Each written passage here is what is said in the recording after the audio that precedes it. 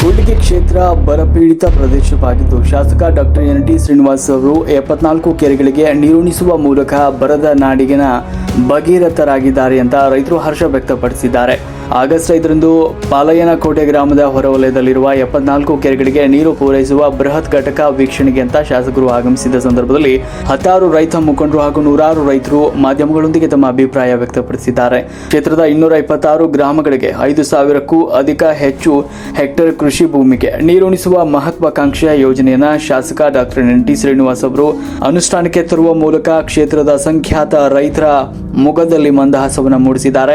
ಕೆರೆಗಳಿಗೆ ನೀರು ಉಣಿಸೋದ್ರಿಂದಾಗಿ ಬೋರ್ವೆಲ್ಗಳು ಪುನಶ್ಚೇತನಗೊಳ್ಳಲಿವೆ. ದನ, ಪಶು, ಪಕ್ಷಿ ಸಂಕುಲ ಸೇರಿದಂತೆ ಎಲ್ಲಾ ಜೀವಿಗಳಿಗೆ ಜೀವಜಲ ಒದಗಿಸಿದಂತಾಗುತ್ತೆ ಮತ್ತು ಕೃಷಿ ಆಧಾರಿತ ಲಕ್ಷಾಂತರ ರೈತ ಕುಟುಂಬಗಳ ಸ್ವಾವಲಂಬಿ ಜೀವನ ಸುಧಾರಿಸಿ ಜೀವನ ಮಟ್ಟ ಉತ್ತಮಗೊಳ್ಳಲಿದೆ ಅಂತ ರೈತ ಮುಖಂಡರು ಸಂತೋಷವನ್ನ ವ್ಯಕ್ತಪಡಿಸಿದ್ರು. ಇನ್ನು ಹಿಂದೆ ಶಾಸಕರಾಗಿದ್ದ ಹಾಗೂ ಹಾಲಿ ಚಿತ್ರದುರ್ಗ ಶಾಸಕರಾಗಿರುವ ಎನ್.ವೈ. ಗೋಪಾಲಕೃಷ್ಣ ಅವರು 74 ಕೆರೆಗಳಿಗೆ ನೀರುಣಿಸುವ ಮಹತ್ವಾಕಾಂಕ್ಷೆ ಯೋಜನೆಗೆ ಸರ್ಕಾರಕ್ಕೆ ಪ್ರಸ್ತಾವನೆ ಸಲ್ಲಿಸುವ ಮೂಲಕ ಯೋಜನೆಗೆ ನಾಂದಿಯನ್ನ ಹಾಡಿದ್ರು. ಅದನ್ನ ಶಾಸಕ ಡಾಕ್ಟರ್ ಎನ್ ಟಿ ಶ್ರೀನಿವಾಸ್ ಅವರು ಅನುಷ್ಠಾನಕ್ಕೆ ತರುವಲ್ಲಿ ಯಶಸ್ವಿಯಾಗಿದ್ದಾರೆ ಅಂತ ಹೊಗಳಿದ್ರು. ಇನ್ನು ಶಾಸಕರೊಂದಿಗೆ ಸಹಕರಿಸಿರುವ ಜಿಲ್ಲಾ ಉಸ್ತುವಾರಿ ಸಚಿವ ಜಮೀರ್ ಅಹಮದ್ ರವರಿಗೆ, ಸಂಬಂಧಪಟ್ಟ ಇಲಾಖೆಯ ಉನ್ನತ ಅಧಿಕಾರಿಗಳಿಗೆ ಹಾಗೂ ಎಲ್ಲ ಸಿಬ್ಬಂದಿಯವರಿಗೆ ಸಮಸ್ತ ಕ್ಷೇತ್ರದ ಪರವಾಗಿ ರೈತರು ಅಭಿನಂದನೆಯನ್ನ ಸಲ್ಲಿಸಿದ್ರು.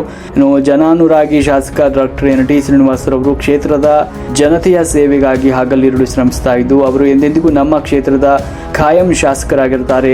ಅವರನ್ನ ನಾವು ಯಾವುದೇ ಕಾರಣಕ್ಕೂ ಬಿಟ್ಕೊಡುವ ಮಾತೇ ಇಲ್ಲ ಅಂತ ಹೇಳಿದ್ರು. ಅವರು ನಮ್ಮ ಕ್ಷೇತ್ರದ ಆಸ್ತಿಯಾಗಿದ್ದಾರೆ.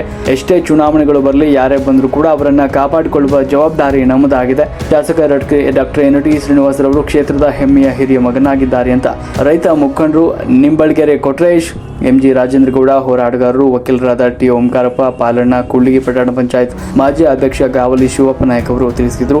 ಶಾಸಕರಿಗೆ ಅಭಿನಂದನೆಗಳನ್ನು ಸಲ್ಲಿಸಿದರು. ಈ ಸಂದರ್ಭದಲ್ಲಿ ಪಾಲಯ್ಯನಕೋಟೆಯ ರೈತ ಮುಖಂಡರು ಹಾಗೂ ವಿವಿಧೆಡೆಯ ಹತ್ತಾರು ರೈತ ಮುಖಂಡರು ಮತ್ತು ವಿವಿಧ ಸಂಘಟನೆಗಳ ಮುಖಂಡರು, ನೂರಾರು ರೈತರು ಈ ಸಂದರ್ಭದಲ್ಲಿ ಉಪಸ್ಥಿತರಿದ್ದರು. ವರದಿ ವಿಜಿ ಋಷಭೇಂದ್ರ, ಕೂಡ್ಲಿಗಿ.